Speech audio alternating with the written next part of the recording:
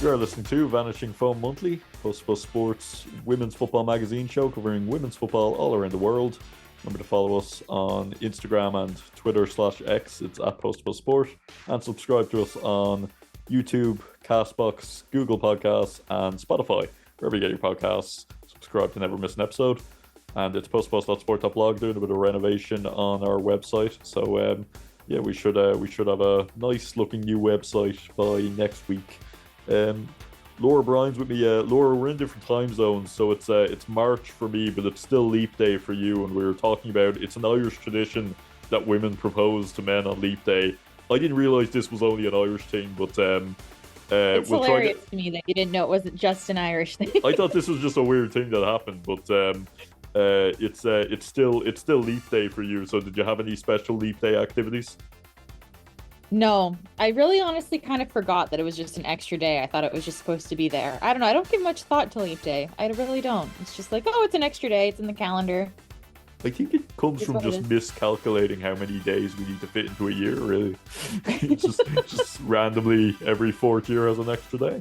Well, it's like the moon cycle or whatever, right? To do with the moon. So, like, it's got to be every like a quarter. Yeah, that's what. Yeah. Something to do with the moon. Well, there was a lot going on in football since we talked last. We were looking ahead to the Olympic qualifiers, the Nations League as well. But we're going to start with the CONCACAF W Gold Cup. So yeah, just to take people through the quarterfinal, the group stage is over now, so the quarterfinals has been set. One side of the bracket it's Canada versus Costa Rica and the USA Colombia. The other side of the bracket it's Brazil, Argentina, Mexico, Paraguay. So first thing, I suppose, the thing we can't really avoid talking about. So basically, two of the three third place teams got through. Costa Rica and Puerto Rico, who we actually said, hey, it would be Puerto Rico in the qualifiers to get to this tournament. So I don't think we expected this situation to come up. But Costa Rica and Puerto Rico were tied on points, goal difference, goals scored, fair play ranking. So it came down to a drawing of lots, basically. Basically, they put the two names into a bowl, and Costa Rica came out, so Puerto Rico go home. Costa Rica get through. Costa Rica play Canada again, even though they just played.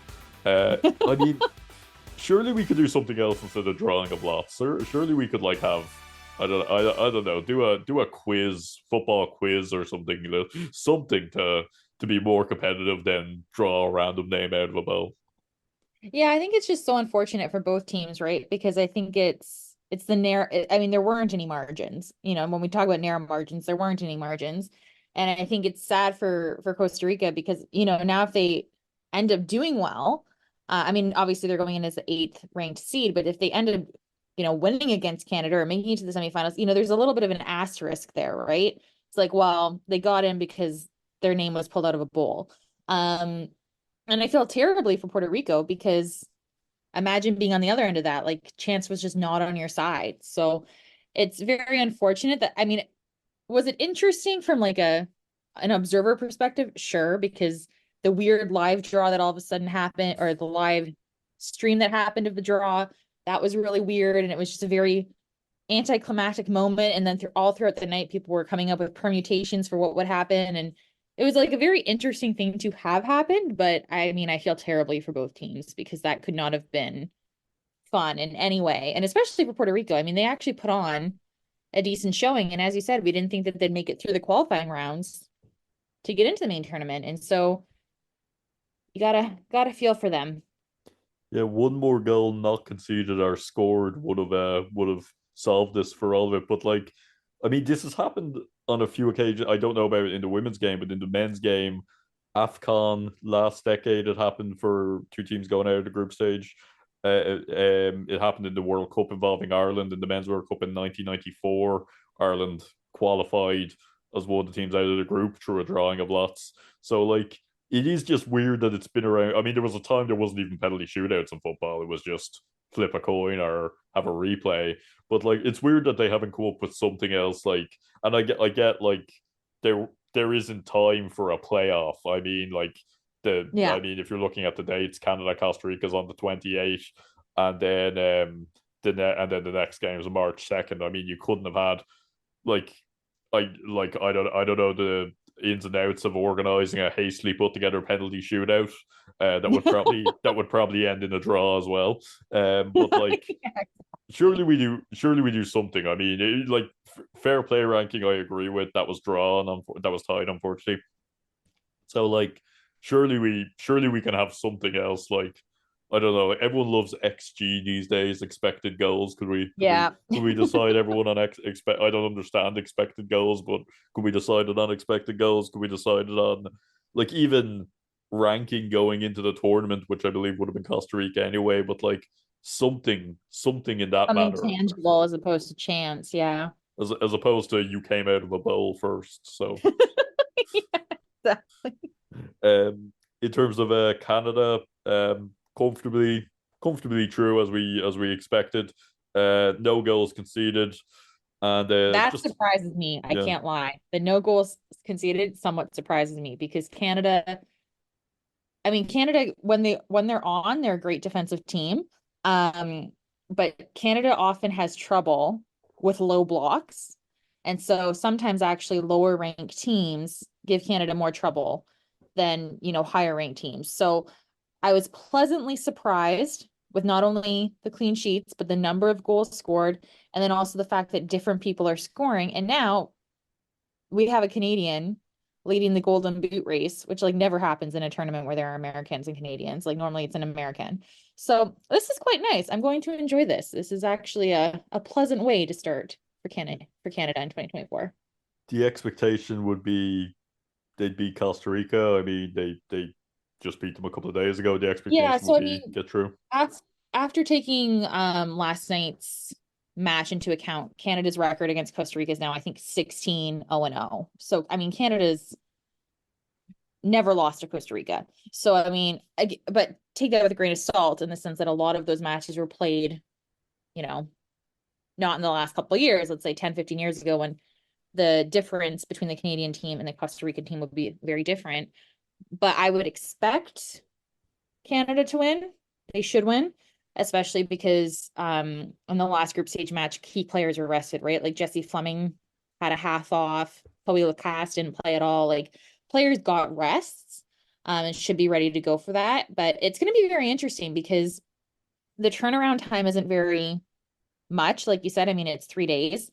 Um, and so it'll be very interesting to see what they come up with because you've just played this team. So it's like, how much do you alter your tactics? Do you alter your tactics? Like what can you expect people to throw at you? So it'll be very interesting. I'm already nervous, but it'll be an experience. But I will say, I think you can tell that the competition organizers expected the USA to top the seeding going into the knockouts simply because of the scheduling. Because the US has like 5 days off between their last group stage match and their first knockout, whereas Canada has 3. So I think people expected the USA, based on scheduling, to get the first seeding and then they wouldn't have as long off. But alas, that didn't happen because Mexico unified the women's soccer community on Twitter in what was a glorious performance and a downing of the United States of America. And it was fantastic. That actually happened in the World Cup as well. They had like clearly organized the knockout rounds, expecting the USA to come top based on time zones. Because I remember sitting here at like 2:30 in the morning watching Netherlands play their quarterfinal because they thought the Yeah. USA would come in that at that time. They would be prime time for their audience. But yeah, Mexico USA. Talk to me about that because like you were telling me before. I think in our first episode that Mexico, it's kind of an interesting one. They're doing well at underage level. It seems to be kind of a, I don't know, would you say sleeping giant, but wasn't expecting them to beat the USA. They, especially after drawing with Argentina, but they topped the group, didn't concede a single goal. USA are went through as second place there. They'll play Colombia. So Mexico, I mean, how far can they go here? They're playing Paraguay, another winnable game. I think Mexico can win it. I think people tend to forget Mexico's usually been third in the CONCACAF region or, typically hangs around there with Jamaica. But the thing with Mexico is like they did horribly, if I remember correctly, in the 2022 CONCACAF qualification, right? Like they didn't make the World Cup, were completely out of the Olympics. Um, just not a very good, you know, um, tournament or year for them. And so for them to turn around and then have this performance where they beat the United States, it was incredible. And you could see what it meant to them. I mean, I think it was in 2022. I mean, Mexico lost all 3 games to not only the US, but I believe it was Jamaica and Haiti. I don't think they scored a single goal. And so they went from that to a year and a half later, they just beat the United States of America 2-0. And it wasn't even just like luck, it was a commanding performance. And so I'm really excited by this Mexican team, and I'm excited to see what they can do going forward. I mean, Mexico v Paraguay, I think Mexico can win that handily. And then they would play the winner of Brazil v Argentina, which would be a very interesting match, I think. So you never know. I think they can go far, Mexico. I really do. Then there's South American flair in the draw as well. United States play Colombia, who Colombia just a 1 goal conceded in the group stage against Brazil.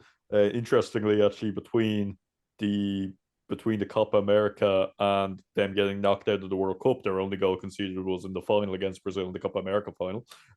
So they play the USA. I mean, there's a chance there, like watching Colombia in the World Cup, they're a very exciting, good attacking team. You wouldn't rule them out. Brazil, Argentina. I mean, I'm always a bit flabbergasted how Argentina aren't better at the women's level, and I mean, because they're always a prominent team at the men's level. Very much the third place team there in CONMEBOL, the one I can't say.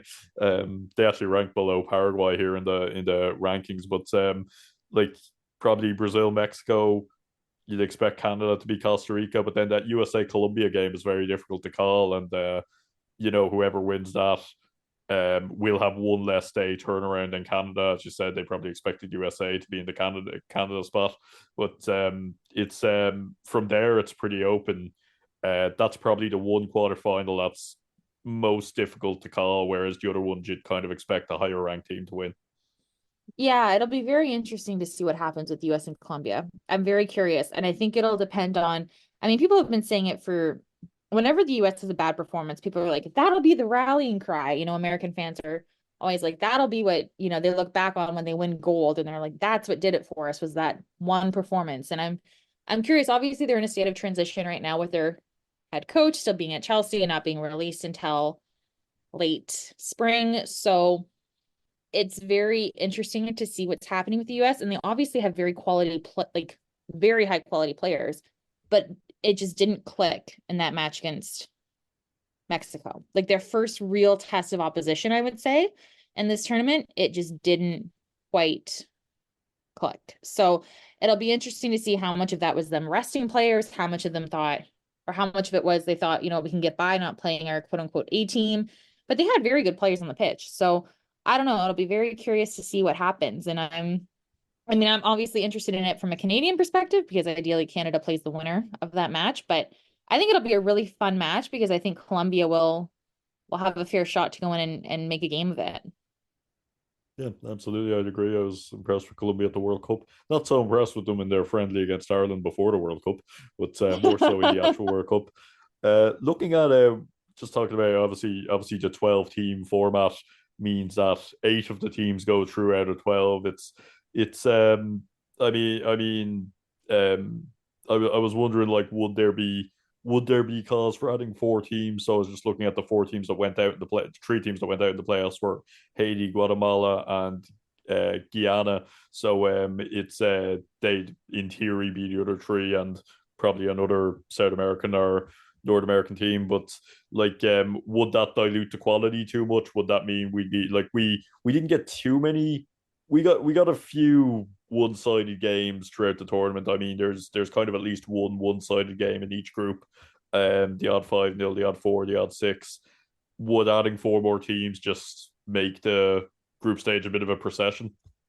See, I don't know. I don't necessarily think so. It depends. I genuinely think like we thought Haiti would be in here. I think that if Haiti were in this tournament, that changes things. I think if you have even like Jamaica, who didn't make it, to the last playoff round to get in, Jamaica changes things, right? Like there are teams of quality in these regions that aren't here. But again, to your point, like a lot of these matches are runaway matches. I think Mexico, had an 8-0 victory over the Dominican Republic. Like some of them are runaways, which I guess it depends on your point of view. Isn't always fun to watch, right? From a viewer of the sport, but I mean, it's going to happen, right? So, and it can happen against two good quality teams. I mean, not that I like bringing it up, but Canada v Australia at the World Cup, right? Two very quality good teams. Australia beat Canada 4-0. So blowouts, quote unquote, can happen no matter the quality of the teams that you have on the pitch. So I think that it would probably still happen if you expanded the tournament, but I think you also open up the pool to get exposure for different players and different teams, and I think it would add a different quality to the tournament. And I don't think it would be for the worse. I think it would be fun to see.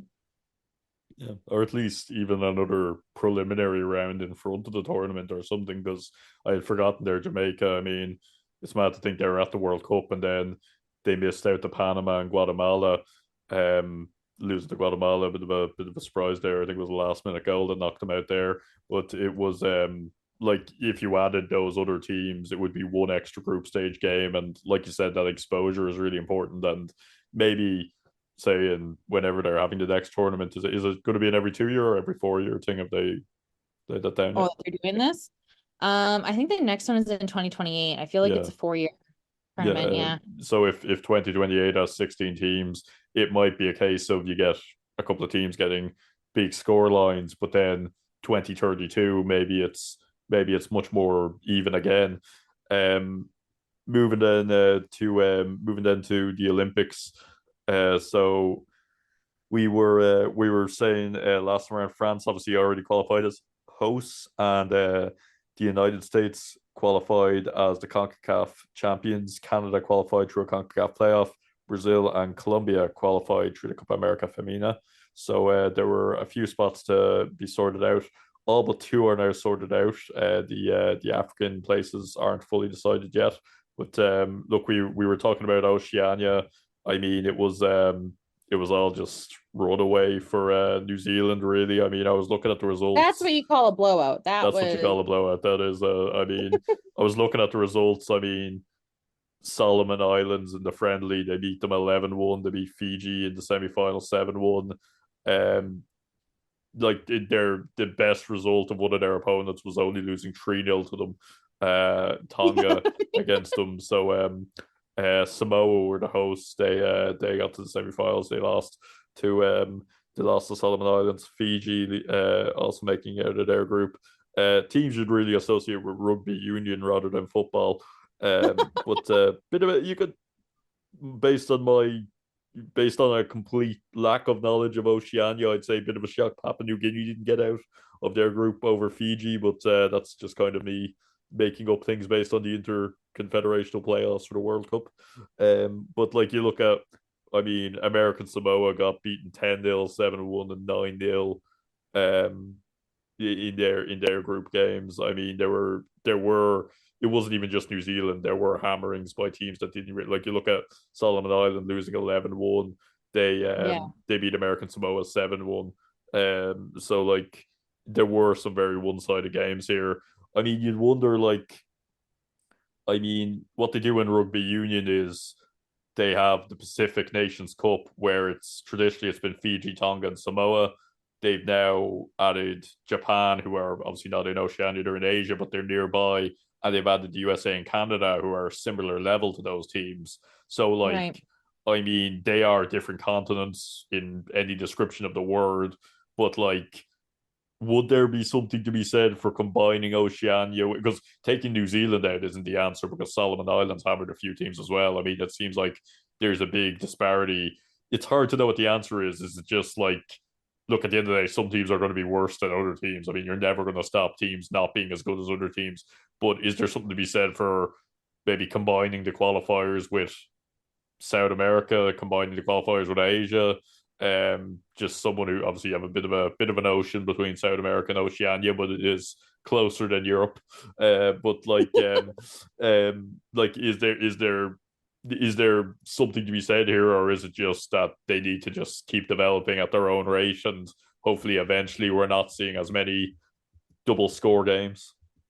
Yeah, I don't really, yeah, you're not going to get, I don't think, any other confederation willing to combine a qualification process. I think obviously because they want to give the best chance to their own nations and their own confederation. And I think the easy quote unquote answer would be to have New Zealand move to the Asian qualification. But again, then I don't know. I think, teams unfortunately just do need to develop at their own rate. Like I think as much as we say we don't want blowouts or we don't want that, like we want equality and equity and we don't want disparity in these matches, it's going to happen. Like it unfortunately is just the name of the game. So I mean, while I think it would be great for New Zealand, even just for themselves to be able to test themselves against tougher opposition in these qualification tournaments, I don't think there's an easy answer there. And I don't think I see that changing unless for some reason they move to the Asian one and it's because of their quality. But I don't know. But then obviously, if New Zealand went to the Asian qualifiers, someone still qualifies from Oceania. So in theory, Exactly. Solomon Islands get there. I mean, and then they're gonna lose out to every team at the Olympics. I mean, one option, just thinking about like I'm a fan of the Nations League. In obviously as an Ireland fan, I'm a big fan of the Nations League these days. Certainly from a women's point of view, anyway. I like the idea of having a tiered league system. There's promotion, relegation. There's something tangible to play for. Not always the Yeah. biggest fan of how it ties into qualifiers because it can be a bit complicated and it can be sometimes teams can benefit from kind of not doing as well the previous year or something. That's probably a conversation for a different day. But something as well I like um the CONCACAF W Cup is it makes sense that South America. I'm just gonna call them South America because I can't pronounce CONMEBOL. But yeah, that's the one. But CONCACAF and the Americas teaming up. It makes sense from it makes sense geographically, but it makes sense to help develop nations. So maybe Yeah. there'd be something to be said if OFC were able to have a joint tournament with, again, either the Americas or Asia, probably Asia more likely because they're closer, but like a Nations League type thing. But then you'd be thinking, well, what's in it for the Asian Confederation? There has to be something in it for them too. Like they Well, have to. silverware, right? You want to No, win that's silverware. true. That's true. Yeah, someone can win League D of the Asian Oceania Nations League, but like then obviously you get into issues of traveling. Like this whole tournament was hosted in Samoa. I mean, obviously the teams in Oceania aren't going to be the wealthiest, aren't going to be the most developed in terms of football Yeah. associations. Are like we saw three teams: New Caledonia, Tahiti, and Cook Islands not enter into the qualifiers. So Yeah. like American Samoa aren't even ranked in the world rankings. So it's where do you like it's a complicated one because Oceania is just a complicated one because it's a load of islands that are very far away from everyone else anyway. So like it's kind of but it's the kind of thing that would be one option, maybe having these combined tournaments of teams that are a more similar quality and letting New Zealand, like if you had New Zealand play against a couple of the Asian teams or South American teams who are a similar quality, because we saw New Zealand did impress the World Cup and they were unlucky to not get out of their group, but it's not really helping them either. But speaking of Asia, there's another blowout in the qualifier semi-final. We're having good fun today. Australia very comfortable against Uzbekistan as we expected them. 13-0 on aggregate across two legs. In fairness to Uzbekistan in the home leg, I didn't see the game, but they held out for 74 minutes. It was 0-0, so they must have been dreaming Yeah. big.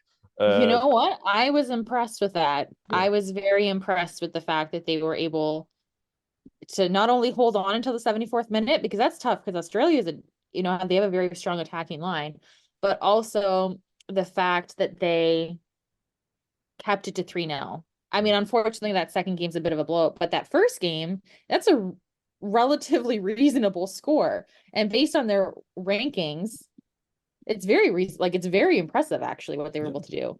So, and I will just say, I think Michelle Heyman is incredibly impressive. The way that she had been off the roster for the international roster for what, 4 years ish, and then returned and scored after being in the match. So I think I'm really impressed with her and happy for her to have that kind of performance. I think she scored the first goal in the first game, and then I think she had a hat trick or 4 goals in the Four second goals, game. yeah. Like really impressive. And such a it's always fun to see those stories of footballers who, maybe weren't having a great time, retired and then came back and then this happened. And then they were able to kind of make a name for themselves again. So it's always really fun to see. And I just thought that was a great storyline.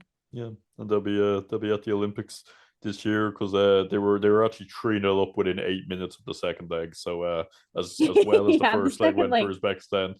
In fairness to and in the other game, Japan drew 0 with North Korea and then beat them 2-1 in the return leg.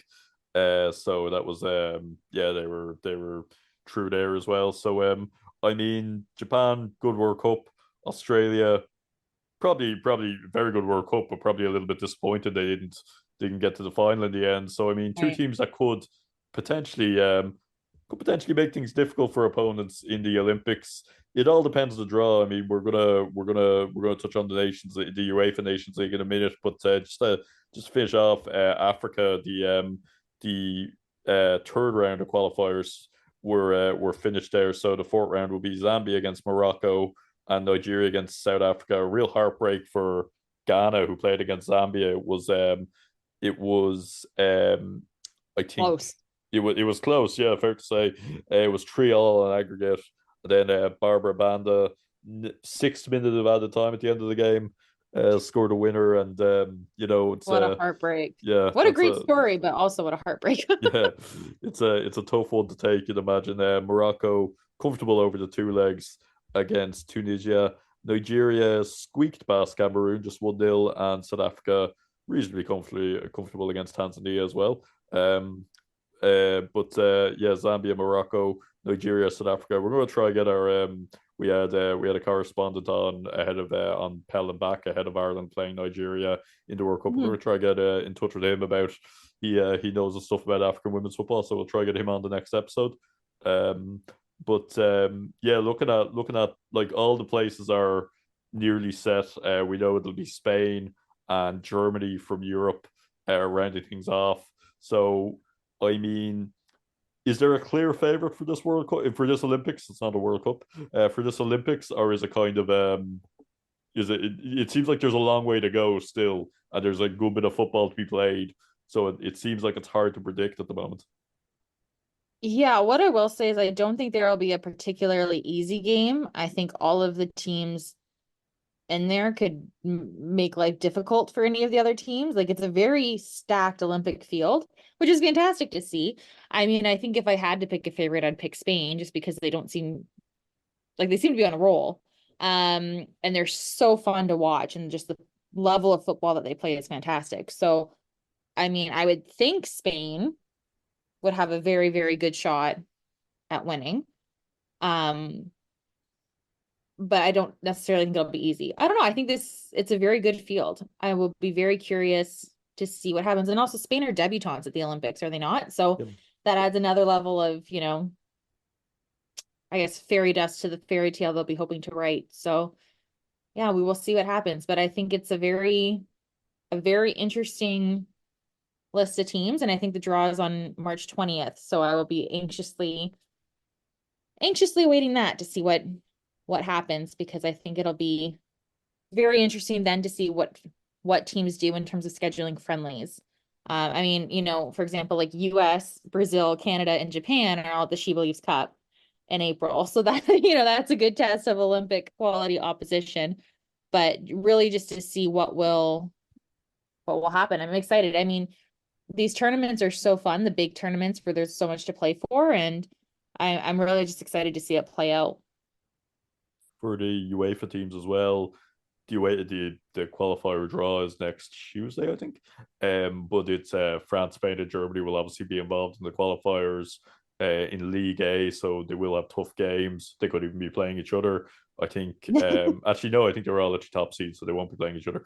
But they'll have tough games between now and then. So obviously you want to qualify for the Euros. They're not really free games unless you get to the last set of fixtures and you've already qualified. But it'll be really interesting to see how teams prioritize this. You feel like this is a very important tournament for France as the host because, I mean, the Mhm. World Cup a few years ago, excuse me, 2019. probably didn't go as well as they wanted it to. I mean, they came up against a very good USA side who it seemed inevitable were going to win that tournament, but Right. they had a good squad. Didn't go as well. Euros last time round, and it wasn't as good as they would have wanted it to be. And the World Cup again, getting knocked out in the quarterfinals in a crazy penalty shootout. It's probably a really important tournament for them. There always seems to be off-field drama with France, so that seems like something you could say in any sport, to be honest. So, but just in general, in any sport, whether it's men or women's, football or rugby, whatever you're talking about, there always seems to be off-field drama with France. But this is really important, and particularly as well outside of football. They hosted the men's rugby union World Cup last year, and very disappointingly got knocked out in the quarterfinals when they were one of the favourites to win it. So they kind of have to do something on home soil. You feel like and there'll be pressure on the men's team as well in the Olympics. There'll be pressure on all the French athletes, but the French media, as we know, can very much turn on a team if it's not going well. Sometimes they can turn Yes. on a team if it is going well. So we really we like it's a really important tournament for them. You mentioned USA; they've kind of struggled a little bit. Emma Hayes will be in the job by the time the Olympics rolls around, I think. So it's important for Yeah, them. she will be. So yeah, so Canada as well after all the drama and struggles of last year, big one for them. Spain as well. We talked a lot about all the off-field issues, I suppose, in the first episode back in January. You can get that on Spotify and YouTube, but it seems like while on the pitch it's going so well, there's still so many issues off the pitch, and none of them are the player's fault. So that's another story. And then you have Germany, who had such a disappointing World Cup that they'll really need to put a marker down. So there are a lot of storylines. I mean, I'm looking forward to it. Again, it seems I know I think I talk about tournament formats on every single podcast we do across the board. But again, it seems like, could we not make it 16 teams and make it like 8 out of Make 16 go me through instead of 8 out of 12? Because my worry is that a third place team squeaks through and then goes on to win it. I'm uh I'm not a fan of when that happens. So like it's you know it's going to be a great World Cup anyway. But in terms of the Nations League, you mentioned they're Spain. Yeah, look, they're I mean they're just it's just really difficult to play against them. I mean they got through their two games, Netherlands and France, pretty much with with you. ease. I mean just easy enough, like as if they weren't playing two of the top teams in Europe. Yeah, so it'll be really interesting. I mean, again, Spain handled themselves quite masterfully this month, and so to have them go in, as I said, as debutantes into this Olympics in a very well positioned to win it, I think that'll be very interesting. And as you said, there's so many storylines for this Olympics that I think are so interesting. Obviously, you talked about France being host, the USA will have a new coach, and they'll look to rebound from what they see as a disappointing World Cup. And then also in the last Olympics, they got bronze, which for the Americans, they don't love that. So, for them, that, it's a kind of a time of redemption. Brazil obviously didn't have the best World Cup. They have a new coach going into the Olympics. Canada are defending gold medalists coming off of a very tumultuous year. New Zealand are perennially at the Olympics, but never really seem to get far with it. Spain are debutantes. Germany had the gold medal in 2016, but then didn't make it in 2020 or didn't qualify. And Australia and Japan are going to look to capitalize on what I would say for them were relatively successful 2023s. And then you have the African teams that are yet to be decided. So I think each team has its own unique storyline, and that will be really interesting, I think, going forward. Just a word on, just one final thing on Spain.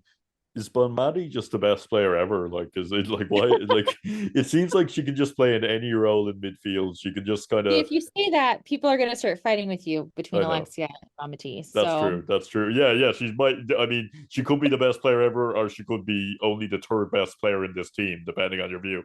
But like, there's just. I remember in the men's game watching Barcelona between 2009, and I say Barcelona because a lot of these players are playing for Barcelona in the women's team. Um, mhm. Kind of 2009 2011, it was just nearly unbeatable team that just seemed to win everything. This Spain team, and as well internationally, the Spain men's team between 2008 and 2012, again they won the Euros, the World Cup, the Euros. It's going to be very hard to see anyone beating Spain next year at the Euros. I mean, Ireland are, from my Irish point of view, the draw from the Euro qualifiers is on next week. Spain are the team I'm most hoping we avoid out of anyone. I don't think there's any easy teams in League A, but Spain are the team I'm most hoping we avoid, because I think while we could lose to other teams, I think Spain can beat anyone badly. Like, they can very much beat anyone badly, but like they're just very hard to play against at the moment. It's very much a golden era, and it's crazy to think that, as you said, it's their first time at the Olympics. I mean, there was a time. I think this World Cup was the first time. Was it the first time they got out of the group or past the last 16? Oh, that is a good question. I think it's the first time. I think they made it to the round of 16 in France, like at the 2019 World Cup. Yeah, I'm looking at it here. They did make the last 16, yeah, but Yeah. they got knocked out to the US. But again, that was only their third World Cup, so it's crazy that it's crazy that they're obviously an established footballing nation in the men's game, but it's crazy that they hadn't been established in the women's game for so long. But then you look at that anomaly of the 4-0 defeat to Japan in the World Cup. So Well, I was gonna say, to be statistically accurate yeah, here, we should probably say in the last year they did lose 4-0 to Japan, and then they also lost 3-2 to Italy back yeah, in December. yeah, So I mean, it's not like they're unbeatable. It's just that they seem to be, they're rolling. yeah. So they perform very well. And it seems So to be a happier camp now that Jorge Vilda isn't in the setup anymore. I I would mean, imagine so, yeah. yeah, it seems to be a much happier, much just better camp. I mean, it seems like we talked about it, and you can go back and listen to the January episode, when we were looking back at 2023. It seems like, I mean, it was one of these, the players won that World Cup despite the coaching staff, but now, Yeah. I mean, they have great players and they seem to have a better coaching staff and a better setup. So now it's hard to see anyone stopping them. But I think they're the team to beat, as you said. Um, looking at the Nations League, like I said, I'm a fan of it. I think it kind of, we see it in Europe now and then, and we will see it in whichever League A teams play League C teams in the playoffs, semi-finals. There will be hammerings in those games, but like I think Lithuania lost like 22-0 to England in one of the qualifiers, or something like that for the World Cup, and like no one learns anything from winning or losing a game 22-0. You learn that the scoreboard can go that high. That's about it. So it's the kind of thing that like this is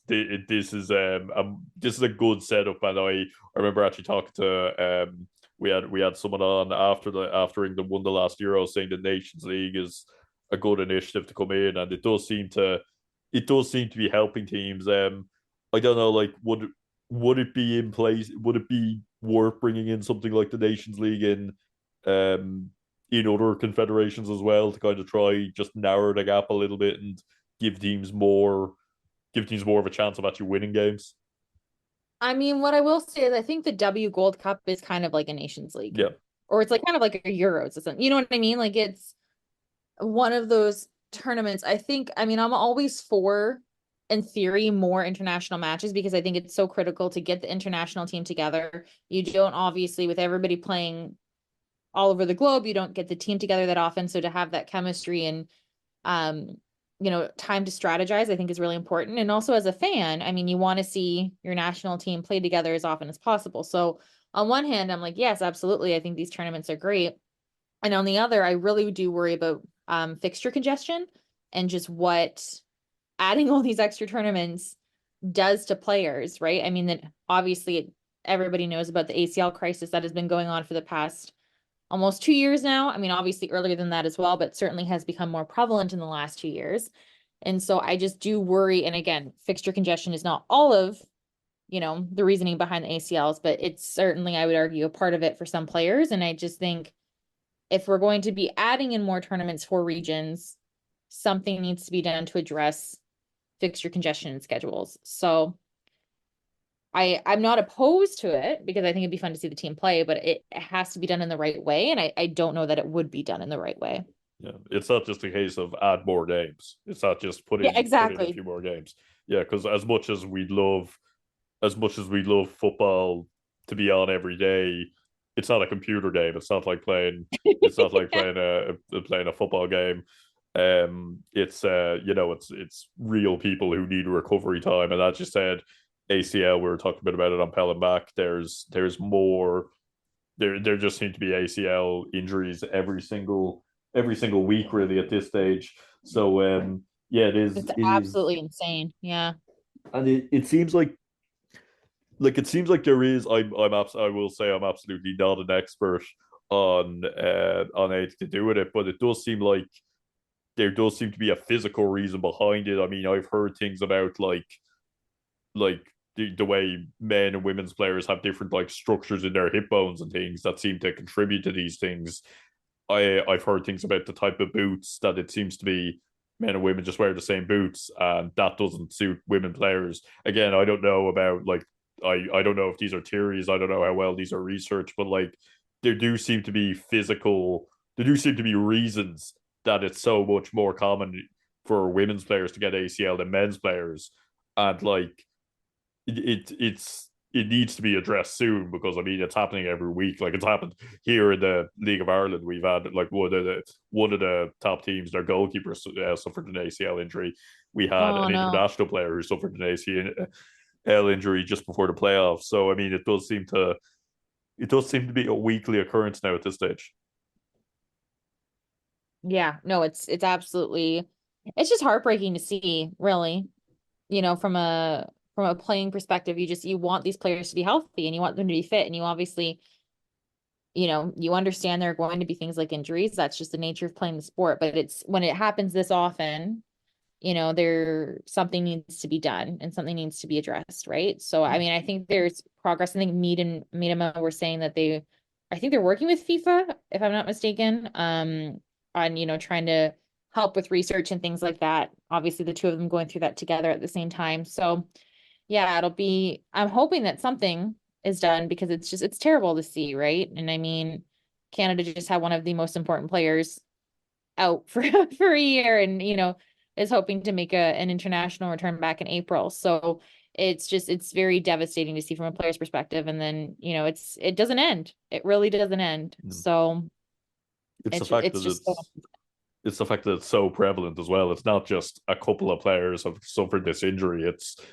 It seems like it's harder to find a team that hasn't lost a few players in the last couple of years to ACL injuries.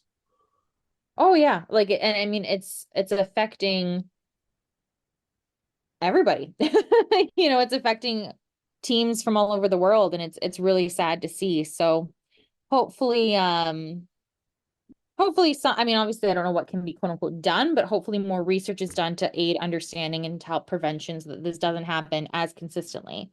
And that could be, fixture congestion,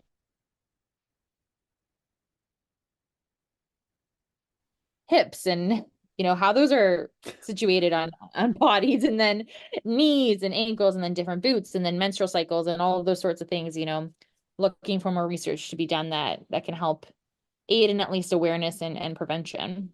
Yeah. Yeah, and that's another the big one you mentioned there that I left out, menstrual cycles. I mean, that's something that basically that like is is gonna have an impact one way or another on women's football players because Yeah. I mean it happens every month. Like so, it's gonna be it's like there's so many potential causes that like it's really important this is done the right way. They do seem to be working on it. Well, before we wrap things up, there is a before we come to you in our episode in April, which should be April 5th, first Friday of the month. The Champions League quarterfinals will have been played by then, so we have the two legs they're being played on the weekend on the 19th and 20th of March are the first legs, and the 27th and 28th of March are the second legs. So one side of the draw, we have Brann of Norway against Barcelona, and then you have Ajax against Chelsea, and the winners of those two ties will play each other. And on the other side of the draw, you have Benfica against Lyon and Hacken of Sweden against Paris Saint-Germain.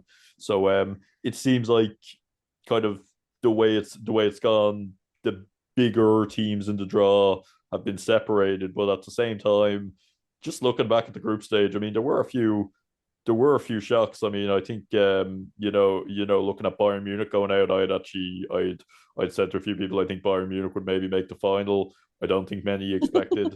I don't think many expected Hacken to get through over Paris FC or Real Madrid. So interesting for me that Barcelona and Chelsea are on the side the draw because Chelsea, I mean, they're just ticking over nicely in the WSL. They've they just seem to be able to kind of eke out wins, eke out even if they're not hammering teams. Yeah. They just seem to be able to eke out wins. Ajax obviously qualifying from a fairly tough group involving Bayern Munich and Roma, so I wouldn't rule them out. It Yeah. would be interesting if Barcelona and Ajax play each other as two teams with a connection. But I mean, hard not to see Barcelona getting through anyway. But the rest of the games, I mean, I don't think they're as easy to call. I mean, it's maybe a bit like the Gold Cup in the sense that there's definitely a favorite, but it's they're not they're not. I don't think they'll be over by the first leg anyway. Yeah, I think the matchup that really interests me is PSG v BK Häcken, just simply because I think, as you said, I didn't really expect the Swedish team to be there. I didn't expect Häcken to be there. And so to have them there and now against PSG, I think that'll be really interesting because they're kind of playing for history, right? Like I think this is the first time they're out of the group stages out of the UWCL. So, and same with Benfica. So you have two teams on the lower half of the bracket that are playing for history and are playing to do something. So I mean, when you're put in that position as a team, you never know what you can pull out of your hat. So it'll be very interesting to see what happens in the lower half of the bracket. I think the upper half of the bracket, I'm pretty confident Barcelona will make their way through Braun fairly easily. And Chelsea v Ajax, I think Chelsea will make it through. I don't necessarily think it'll be easy, but I don't doubt that they will win. I mean, And I'm going to say that, and now they're going to lose, and everybody's yeah, going to blame me for Emma Hayes definitely. not winning. Yeah, It's but definitely yeah. It'd be in fairness, it'd be a nice send off for Emma Hayes. It seems like I mean, now and then when a manager announces they're leaving, it can have one of two effects on the team. It can either really galvanize them and make them want to win things for their coach, or it can kind of mean the team falls off a bit. It seems to very much be the former for Chelsea. It seems to have really galvanized them. Is likely it'll be a yeah. Barcelona Chelsea, and then the other side of the bracket, Jez, is kind of more interesting. Could be an all French semi final, but you never know. Could maybe be an all Scandinavian final. Who knows? Brann Yeah, against and Hacken. it's so curious. I I think it'll be so interesting. yeah, I wouldn't put money on an all Scandinavian final, but it could happen. Yeah. But yeah, it's I mean, I think I said the last month. It's hard to look past Barcelona for the same reason as Spain. They just have such good players. I would have said Chelsea could beat pretty much anyone else in the tournament, but Barcelona, I'd call them favourites over them. But then again, the final's a one-off game. I think it's very hard. If it was Chelsea Barcelona in the final, I think I'd give Chelsea a chance because it's a one-off game. But Chelsea beating Barcelona in a two-leg semi-final, presuming both teams get through, that suddenly becomes a lot more difficult. Yeah. But Leon, PSG, if either of them get to the final, again they could do it against Barcelona. But being interesting to see. I had an adventure a few weeks ago. I went to my first WSL game. I was at the Emirates Stadium. My first women's game outside of Ireland. Actually, I go to a lot of League of Ireland games, but Oh, that's cool. I first, didn't know that yeah, part. That's yeah, yeah, awesome. yeah. It was a nice one. I don't go to many football matches outside of Ireland in general. And usually when I do, they're the English men's team, Charlton Athletic, who play in the third tier of the English league. Who Okay, are fair enough. top of the championship in the women's system, so they might be getting promoted to WSL. So I look forward to winning the championship again in 2 seasons time. But it'll be yeah, it was in fairness like. I think it was something like 60,120 people there. It was a record for a WSL game. It Yeah, was it looks absolutely insane. it was crazy, and there was such a great atmosphere at the game. I mean, I've been to games in in I wouldn't say bigger stadiums, but big stadiums that like the atmosphere is fairly dead. This was Yeah. alive for the whole. And in fairness, the game was not over at half time, but I mean Arsenal went 3-0. I wasn't expecting Arsenal to go 3-0 up at half time and to be 3-0 ahead. The game was pretty much over. Could have been could have really been 6 by about the hour mark, but like it kept going the whole time. I mean, the singing, the chanting kept going the whole time. Probably more from the Arsenal fans, and obviously Katie McCabe, got to see her get booked live. The greatest player to ever score an Olympico at a World Cup, no doubt about it. The greatest player to ever score against Canada at a World Cup. Am I allowed to say that? I don't know. You can say that. Yeah, Yeah, sure. yeah. I will accept that. But yeah, it was really, really enjoyed the occasion of it, and a genuinely good game. It's interesting when you're actually at a game as opposed to watching on TV. Like, obviously, they're all professional footballers, they're all good. But when it comes to the really good players, like I'm obviously going to pick Katie McCabe, Vivian Medina came on. Like you can just see how good they are when you're watching them. When you're watching them live, and it's not just you're seeing what the cameras are seeing. When you're Right. watching them live, you're seeing their movement, you're seeing their runs, you're seeing just general pieces of play around the place. I find it's something I've noticed more since I started doing commentary in the League of Ireland last year, when you can see how players move across the pitch, the kind of positions they take up, what they do after they pass the ball, what they do before they receive the ball. You can really see their quality. So it's something that people like me who watch most of their football on TV for various reasons, it's something you probably miss out on at times, that you aren't really seeing everything unless you're getting really good analysis after the game.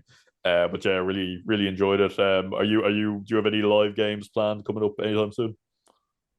No, I think, well, my dad has seasons tickets to TFC or Toronto FC, so sometimes I tag along for a match. I'm hoping that I get to go with him for when Messi's in town, Yeah, because that'll be nice. Although watch, Messi won't even play that match and everybody yeah, will just be disappointed. Um, but yeah, I mean, I think it's harder here in the sense that the Canadian women don't often play here. And obviously that they're playing their February, March window down south. And then they're playing the April window also in the States. Woohoo! I love playing the United States of America. Yay.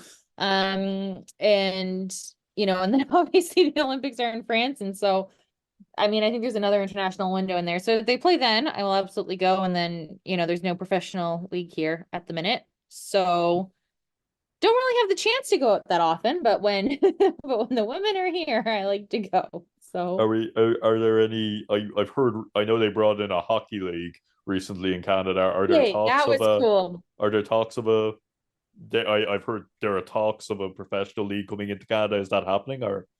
For soccer, yeah. So I mean, so Diana Matheson, who was one of Canada's more prolific midfielders over the years, scored the bronze medal winning goal against France in 2012. She's starting a league from scratch by herself. And it's called Project 8, and it will be 8 teams. And I think it starts next year is the plan.